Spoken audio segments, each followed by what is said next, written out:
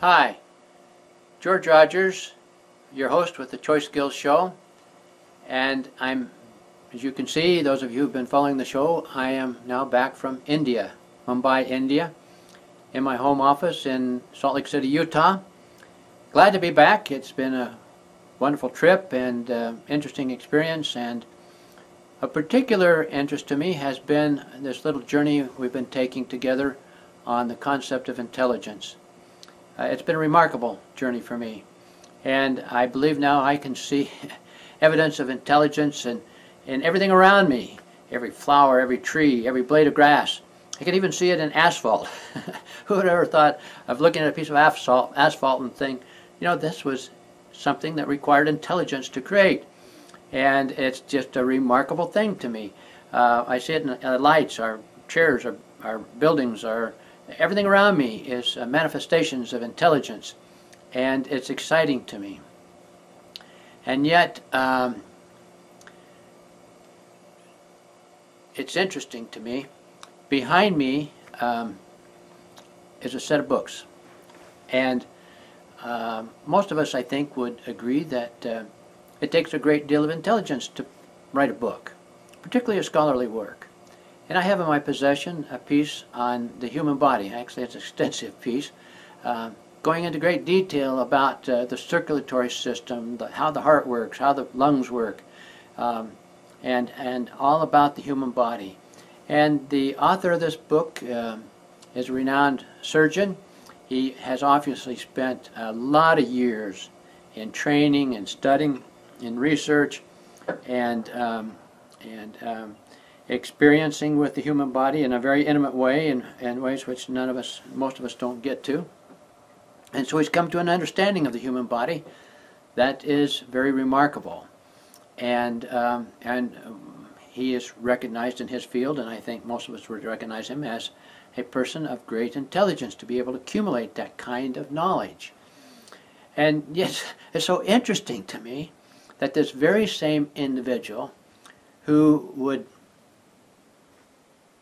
recognize his own intelligence, who would say, yeah, that's me, I'm an intelligent person, it took intelligence to do all of this, that same person who is using his intelligence simply to describe something that exists also would tell you that the existence of the body itself is a result of a random act, and would rankle at the idea of a concept of intelligent design, as if some sort of intelligence designed the trees, the birds, the flowers, the body, the human being.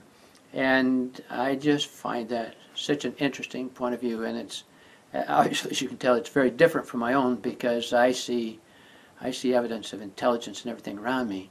In fact, the lamps in this room, it took intelligence. I know Thomas Edison used a great deal of intelligence to come to understand electricity enough and create the light bulb. But you know what? He didn't create electricity. He didn't create the electricity. All we did was discover it. And now we're learning to make use of it, and that does require intelligence. But to say that the existence of electricity required no intelligence is a step beyond my comprehension. And so today I want to present a perspective of intelligence, and I'm going to be talking about what I call greater and lesser intelligences.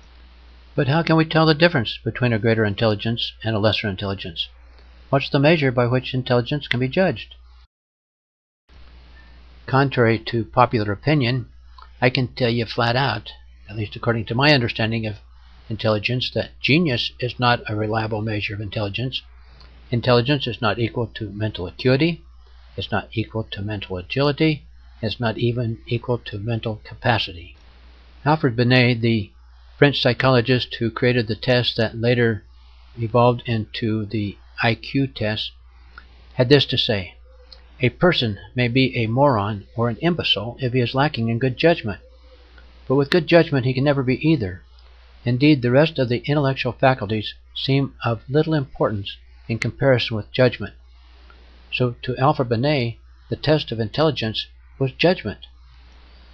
For example, Hitler was a genius, Churchill described him as a maniac, a ferocious genius.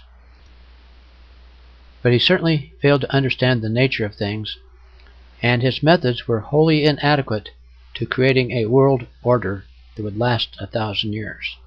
If Hitler then was a lesser intelligence, what are some examples of individuals with greater intelligence?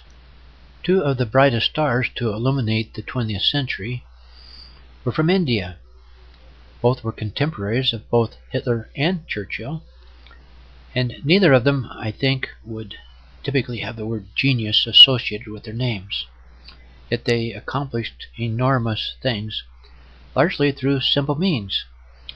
Gandhi and Mother Teresa both were of humble origin and accomplished their work more by the force of their moral character than by any other means of influence or power. I consider these two individuals as marks of greater intelligence, or as examples of greater intelligence.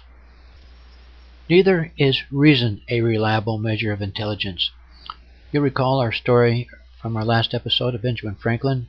He was a young man aboard a ship, and he was a vegetarian at the time, and they were frying up some fish which smelled really good to him, and he'd always liked fish before he became a vegetarian. And he was sort of debating between whether he should or he shouldn't, reasoning with himself one way or the other. And it occurred to him that when they were opened up the fish to cook them, that inside the bigger fish were smaller fish. And so he reasoned to himself that if you can eat each other, I don't see why we can't eat you. And then he concluded with this beautiful understanding or insight into human nature.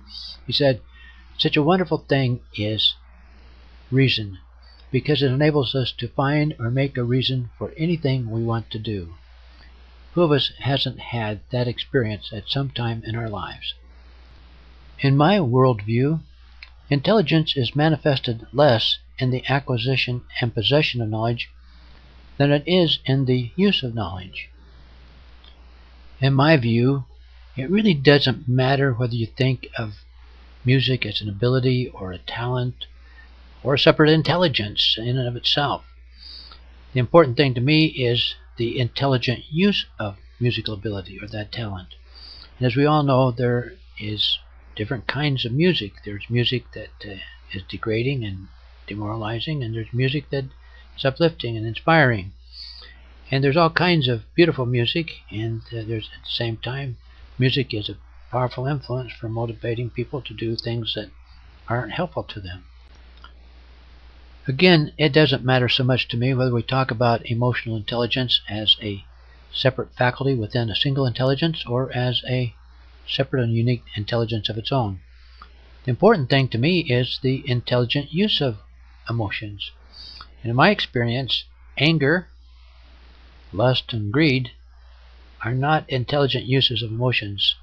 Anytime I've ever indulged in those, even in the least degree, it's caused me difficulties. In this view, then, the simple acquisition of knowledge is not by any means the end objective of education. Rather, the enlargement or increase of intelligence consists of the improvement of one's judgment, the improvement of one's reasoning capacity, so it becomes a more reliable tool in helping us make choices. In sum, then, the enlargement of our intelligence consists of improving our emotional, social, and thinking skills. And this, in my mind, ought to be a primary objective of education and is, in my opinion, the missing piece in education. Benjamin Franklin expressed it this way: "It is of more consequence to a man that he has learnt to govern his passions in spite of temptation, to be just in his dealings, to be temperate in his pleasures, to support himself with fortitude under misfortune, to behave with prudence in all of his affairs and every circumstance of life. I say, it is of much more real advantage to him to be thus qualified than to be master of all the arts and sciences in the world besides." Being a master of all the arts and sciences is a wonderful thing, if indeed you have all these other qualities. But if push comes to shove, these qualities, in Franklin's view and in mine, is far superior to be have those qualities than to be a master of all the arts and sciences or anything else in life one might do. This concludes our series of episodes on intelligence. I hope you've enjoyed it. For me personally, it's been a remarkable journey and taken me to some levels of understanding I had not achieved before. Next week, we will be turning our attention to what I refer to as the missing links. The missing links in our emotional, social, and thinking skills that make it possible for us to make less than intelligent choices. So I hope you join me then and look forward to seeing you next week.